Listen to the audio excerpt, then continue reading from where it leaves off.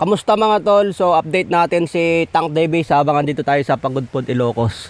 So nilabas na nga yung pay-per-view ni Tank Davis versus Frank Martin, yung official pay-per-view buys. So ito lang yung inabot, mahigit 300,000 pay-per-view buys.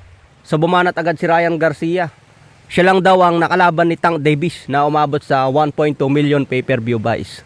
So importante sa boxing kung sino talaga ang kalaban. Kahit sabihin natin sikat si Tank Davis, sinasabing face of boxing, pero kapag ibang kalaban niya, hindi rin bebenta ang kanyang pay-per-view.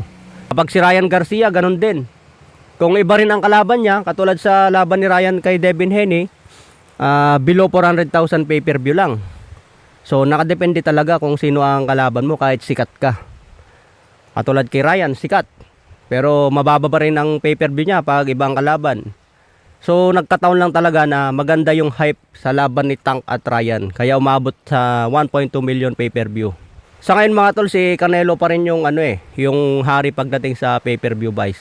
Ngayong era, kasi mula nung mawala si Floyd Mayweather, mababa na yung mga pay-per-view eh. Si Mayweather kasi noon, tuwing may laban, umabot ng milyon o kaya 800,000. Talagang malaki ang pay-per-view buys ni Mayweather. Pero mula nung nagretiro, pinalitan na ni Canelo Alvarez. Kaya si Canelo ang sinasabing face of boxing. Siyempre kapag malaki ang pay-per-view mo, kasi ibig sabihin ma-appeal ka pa rin sa mga fans. Marami ang interesado sa laban mo. Pero kung mababa ang pay-per-view, ibig sabihin lang yan, hindi ka appealing sa mga fans. So sa ngayon mga tol, walang masyadong update sa boxing. Kasi nagbabakasyon din yung mga boksingero eh. So abangan na lang natin yung mga paparating na laban tulad ni Vincent Astrolabio laban kay Junto Nakatani. So maganda rin yan, abangan natin. So tingin ko may pag-asa naman si Vincent Astrolabio sa knockout.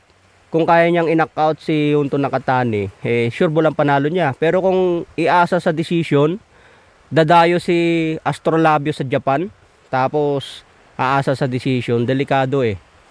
Junto Nakatani, makamay din yan, malaki. Tingin ko pangalawa si Junto Nakatani ngayon sa Japan eh.